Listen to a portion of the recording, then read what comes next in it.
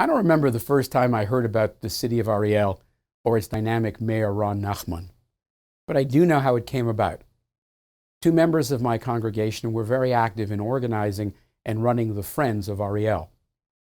They were planning a major fundraising dinner, and they wanted me to be their guest at the dinner.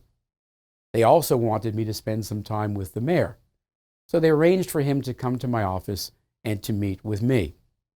I read up on the city and its accomplishments, the controversy around it, and the amazing story of its founding by Ron and a few friends on a barren mountaintop. I didn't know what to expect, but I can promise you that I could never have anticipated the person that came into my office. If he had been 6'5" with bulging muscles, a strong square jaw, and a Superman-like aura, I would not have been surprised. Instead, in walked a relatively short man, a round body, an equally round face. This was the man who almost single-handedly created a city out of nothing in the middle of Samaria.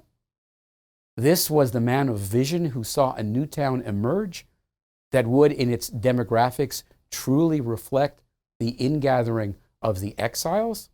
This was the person who could galvanize millions of dollars of funds and an equal amount of political support from evangelical Christians.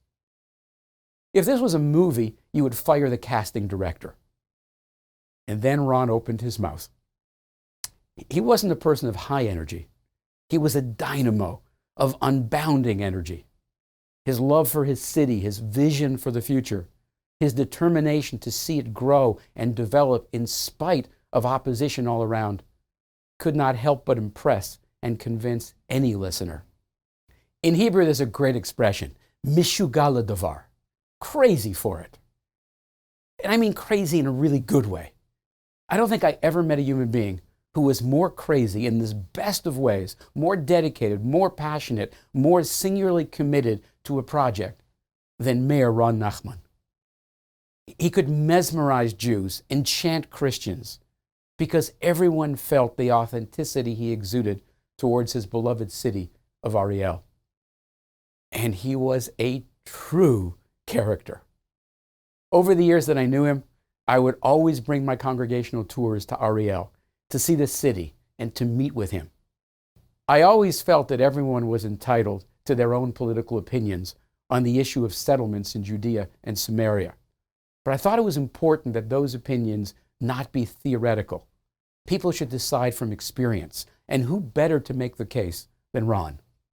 So we would arrive at Ariel. Ron would meet our bus in town. He would jump up onto the bus, climb up the stairs, grab the microphone, and take over. And from then on, it was the Ron and Ariel show. Invariably, he would guide the bus driver, and something always went wrong. One time, he had the driver leave one of the institutions that was in town, but he had him follow a path that was the wrong direction. He was going in the wrong way on a one-way street. There was a security measure where there were spikes in the ground that would only be problematic if you went in the wrong direction. That's when I first learned the Hebrew word, puncture. But nothing catches the essence of Ron like the time he took a very large tour bus of mine on a guided tour of Ariel. Not only the city as it was, but where the city would grow into in the future. As such, he took us out of the developed areas. He descended into a field using a relatively narrow dirt road.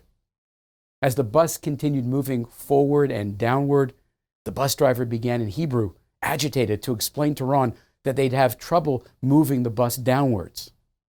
The bus with all the people was too heavy. It would be bogged down. But Ron, of course, knew better than any professional bus driver.